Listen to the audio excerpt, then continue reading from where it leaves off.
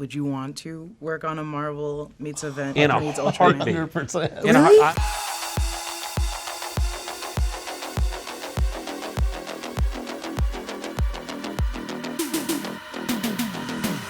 Welcome back to the Breakroom. I'm Jessica Clemons, and this is a different video, but a great one because, hello, it's me.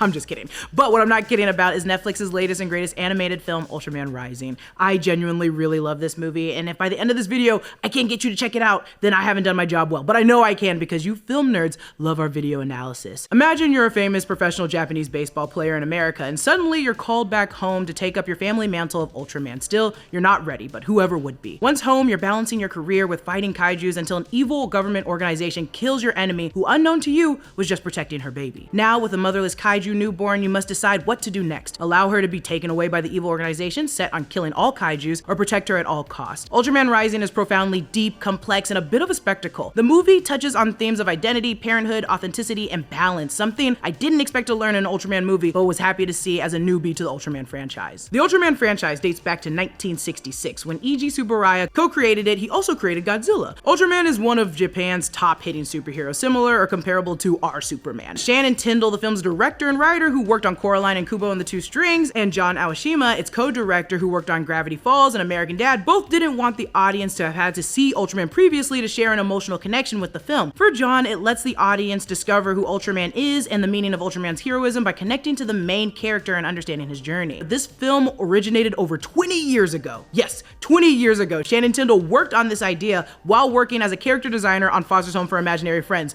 That show debuted in 2004. Then titled Made in Japan, it followed a billionaire forced to grow up when he takes on the orphaned children of his former foe. This film was initially planned with Sony Pictures Animation, which didn't surprise me because this film shares the same amount of time, work, and surpasses what I expect from animation, just like Sony's animated Spider-Verse movies did. However, the movie didn't live on with Sony and was then taken to Netflix. Netflix, who had already worked on an Ultraman series, suggested turning the film into an Ultraman film altogether. Then Shannon pitched it to Suwabara Productions, who E.G. Suwabara founded, and they granted permission to use the IP. A typical production for an animated movie varies, but I will say from talking to the crew, this wasn't your average animated picture. I was lucky enough and so honored to be invited to Lucasfilm in San Francisco to learn more about the inner workings and behind the scenes of this movie. I went to Lucasfilm in Skywalker Ranch, and firstly, I want to say Skywalker Ranch is insane. This place is stunning. This is where most of Lucasfilm's sound, mixing, and audio is stationed. This is also where they hold their Foley stages, ADR stage, and the loudest theater I've ever been in, the 300-seat Stack Theater. Lucasfilm, which is also an insane place, has memorabilia for almost every movie created from the 90s to the early 2000s because they worked on literally everything at the time.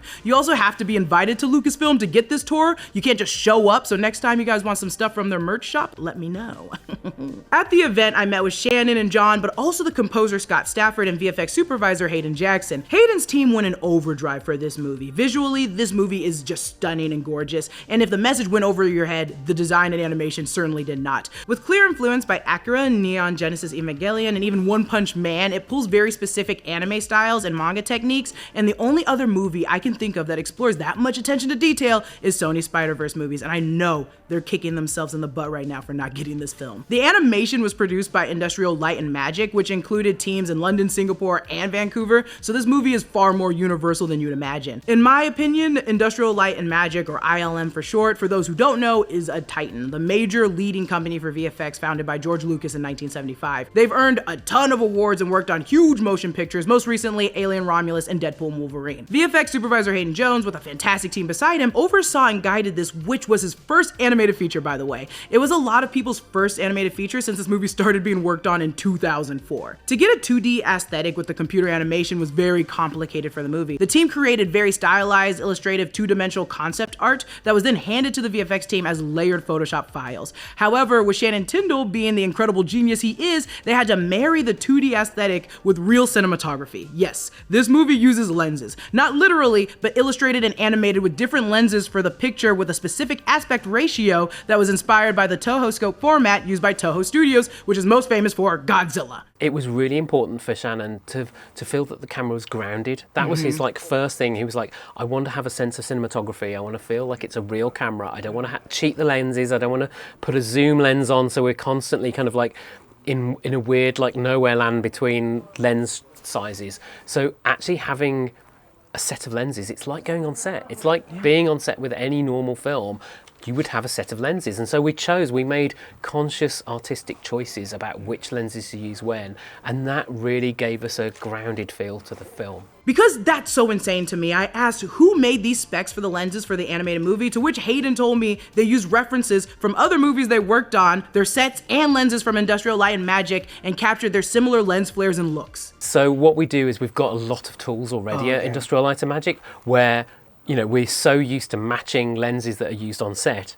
We were kind of taking those and then just bringing them into our world. So we're kind of restyling them, but using some of the same lens flares, using the same kind of like lens responses, and being able to apply them into the Ultraman Rising world and giving it its own unique look. If this wasn't insane enough for you, I then spoke to Scott Stafford, the composer of the film, who, might I add, is the coolest man on the planet. This was also his first animated feature, though with years of experience, this man has become the Dr. Frankenstein of music. Storytelling is very important, but the music tells its own story. And Scott has gone beyond what I thought was possible to create a great soundtrack for a film that's also honoring Ultraman, Japan, and 8-bit. He turned an ordinary NES game console into a synthesizer for the movie. You're hearing an actual Nintendo console in this film. There's something called MIDI, which is musical instrument digital interface. It's a way of getting notes turned into information that goes into synthesizers and computers, and it's been around.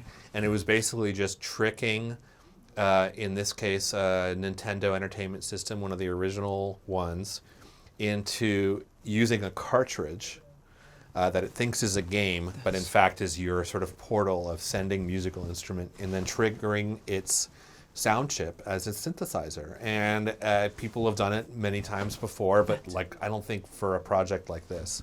And I could have faked it. There are ways that you can emulate these things, but I wanted to do the real thing. So the fact that you're hearing an actual Nintendo in the score was very fun for me. You hear this when Ken messes up during the baseball scene. You can also hear it when he's striking out.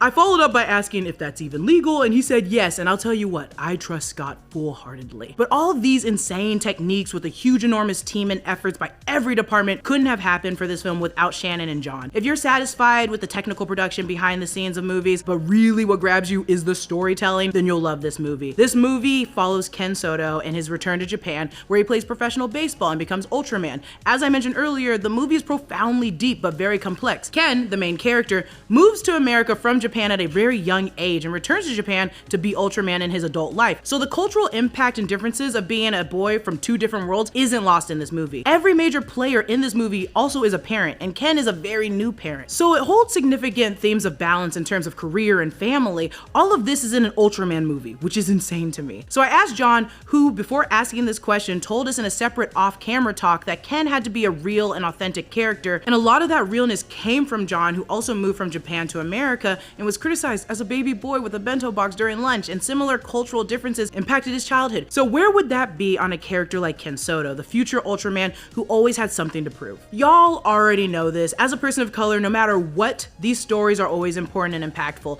That's the reason I wanted to get into film in the first place, to tell and learn stories from my similar perspective, which has always been just a black girl in a very non-black space. Most writers will say they're inspired by this and that, and pulling those stories that are important to you and that get you excited will always get us excited. And I also started crying in the interview because I'm a freaking little loser. On less sadder news though, there was also an Ultraman comic book released in August, Ultraman and the Avengers. To some of you who may not know, Marvel Comics and Subaraya Productions have been working together for a while on this 4-comic limited series, and who wouldn't want to bridge Ultraman and the Avengers in real life? That's like Godzilla entering the MCU.